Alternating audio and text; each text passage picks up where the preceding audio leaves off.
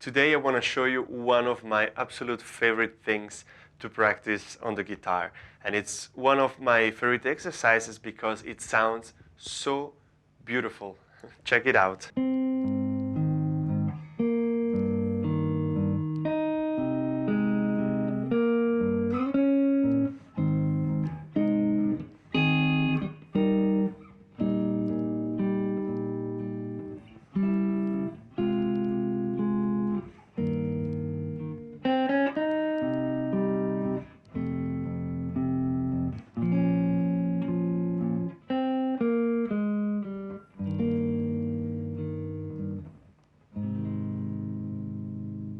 Beautiful, right? That was Beethoven, but the idea of today is not to learn Beethoven, but actually to understand how you can comp or compose or play a solo like this, meaning with spread triads. And spread triads are really beautiful sounding. Stick until the end because this is going to be a very interesting lesson for you. And so first of all, I'd like to explain to you what spread triads are. If you already know it, then just skip to the next chapter. But if you don't, then this is going to be very important. Close voicing is when you have all three notes of the triad in the same octave. So if I play a C like this is the close voicing. So if you want to do this as a spread voicing, then we need to drop a note one octave lower, almost like we do with the drop twos. I mean, drop twos, we drop the second note from the top. And in that case, actually, we do the same. We have G, E, and C. So we drop the E, the middle note, an octave lower. And so we have, and this is a spread triad already, because not all notes are in the same octave. But now let's be systematic and let's learn all versions of these triads. So the first one will be, of course, this one with the third in the bass. Then the next one will be with the fifth in the bass. So we have this one. And we have, on the top note, we have the root. And then the last one on the lowest strings would be with the third on top. Now let's do the same thing on the next group of strings. The same voicing, we can play it here. I assume that these two you know already because they are very close to the very basic barré chord voicing, right? Without repetitions in the notes. So we have 1, 5, 3. Then we have the fifth on top, so we have 3, 1, 5. And then we have the root on top again, and we're gonna have the fifth in the bottom, and the middle is the E, so G, E, C, so 5, 3, 1. And now the last group of strings is this one, and we can start here with this one here. So we have 3, 1, 5. Then we have this one, root on top, so 5, 3, and 1. This is like that. We just keep the C in the middle. And then the last one with the third on top, so root, 5, and 3. And then it starts again, of course. So these are all spread voicings for major triads. And now the exercise that you can do that is very important to do for the voice leading is the same one that we did in the other lesson about triads. So we do 2 or 3 inversions per group of strings. So let's start here. Root on top. We move to the third. Then the fifth. We change group of strings. Then root again. Then we change again. Third. And we can even do this one. So you can try this, and then when you can, also go back like that, and maybe like this. when you can do this, then you can try, as usual, in the circle of fifth or fourth, depending in which direction you go. I'd like to go in the circle of fourth, meaning in the direction of the flats. So it would be like this. And if you do this, you always have the 5 of the next key. So we did the C already, but let's do it again and let's do all 12 keys. So, and then you have this one, or like that. And then F.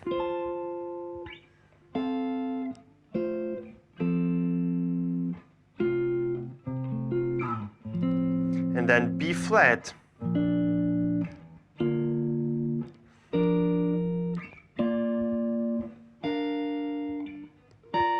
And then E flat. And so maybe we can go, we can stay.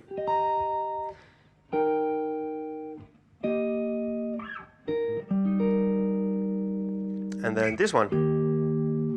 And then A flat. Or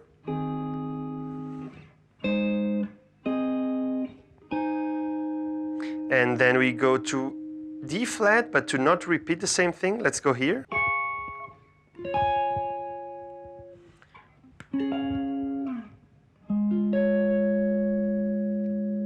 And then this one.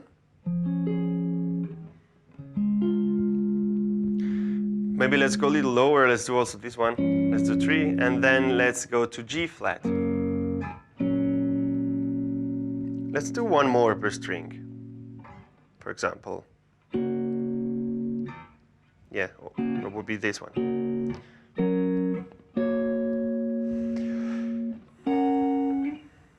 And now we can go to, so let's treat it as an F sharp. Now we are in the sharp half of the circle, so we go to B. Yes.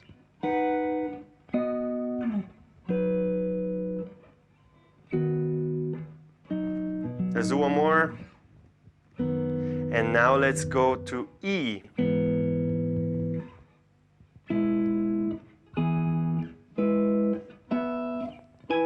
Let's do one more. And let's go to A.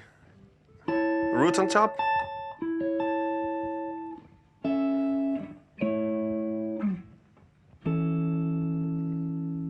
Let's do one more here. For example, this one. Yes. And the last one we can do would be this one. And now we can do D. Very low. Then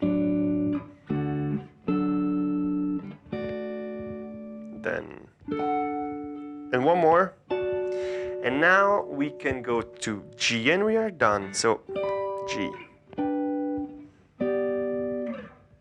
One more here.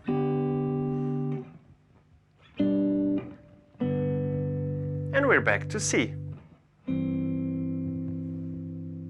So when you are able to do this, then you can do also minor triads, same thing, but you always move the major third to the minor third, right? It's not that difficult once you can do the major triads, right? Because then you have these voicings which are almost the same, but we have to move this one note. So when you are able to do that, then of course you can move to applying that to tunes. And I have one more exercise for you that is going to be also very important for your playing. And it is the following. So one good thing to do is also to think in keys and do different chords in the same key, but with the same top note. What do I mean by that? To keep things simple, let's take this note. And the exercise goes like this. You have to play the major chords from C major, so meaning 1 C, 4 F, and 5 G, with the note that we have. We're gonna play the scale.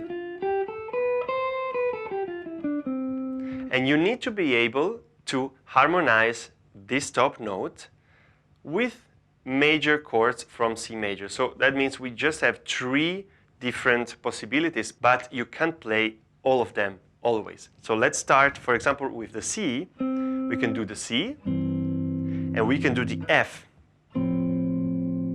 But we cannot do the G, because C is not part of a G chord. Then let's go to the next one. Then here, of course, we can do the G, but we cannot do the other 2. And then we need to move to this one. Here we can do just the C, because it's the 3rd of the C. Then here we can do the F. And then here we can do the G, but also the C. And then we can go to this one, just the F, just the G, and again, F. You see how well this exercise sounds. Let me repeat it.